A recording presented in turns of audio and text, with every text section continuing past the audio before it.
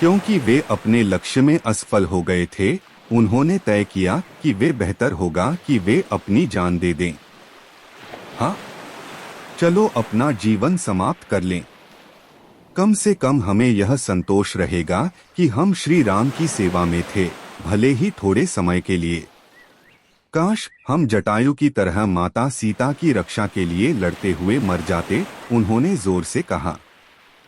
जटायु का नाम सुनते ही समुद्र के किनारे की चट्टानों से एक समुद्री पक्षी उड़ा और वानर राजकुमार अंगद से कहा, महोदय, मैं संपाति जटायु का बड़ा भाई हूँ।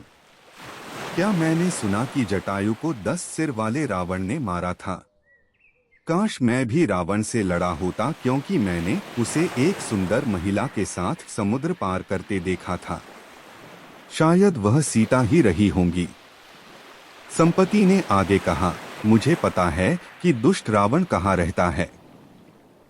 यह एक द्वीप है जिसे लंका कहा जाता है, जो बहुत दूर है। शहर के चारों ओर मजबूत दीवारें बनाई गई हैं और बिना देखे वहां पहुंचना मुश्किल है। वानर खुश हुए कि कम से कम उन्हें यह पता चला कि सीता कहाँ है।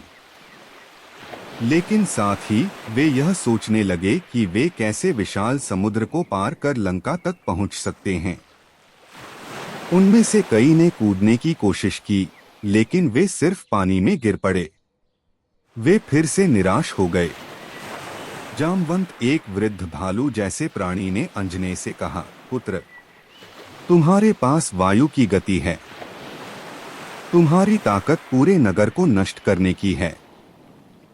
तुम ही हम सभी में एकमात्र ऐसे हो जो समुद्र को पार कर लंका पर पहुंच सकते हो। हनुमान में उत्साह की लहर दौड़ गई। उसने अपनी छाती फुलाई और हवा को अंदर खींचते हुए वह बड़ा होता गया, यहाँ तक कि वह आकाश को छूने जैसा लगने लगा। उसकी आंखों में साहस की लपटें जल रही थीं और उसने घोषणा की, मैं लंका तक उड़ जाऊंगा और माता सीता को लेकर वापस आऊंगा। फिर उसने सबसे ऊंचे शिखर पर कदम रखा और अपने पैरों से जोरदार धक्का देकर उड़ान भरी। यह कंपन इतना शक्तिशाली था कि पूरे पहाड़ में हलचल मच गई। जल्द ही वह आकाश में उड़ते हुए दिखाई दिया, जैसे चंद्रमा आकाश में यात्रा कर रहा हो। वानर सेना जो हनुमान का यह अद्भुत कार्य देख रही थी, खुशी से नाचने लगी और वायु के इस पुत्र को आशीर्वाद दिया जिसने उन्हें अपमान से बचाया।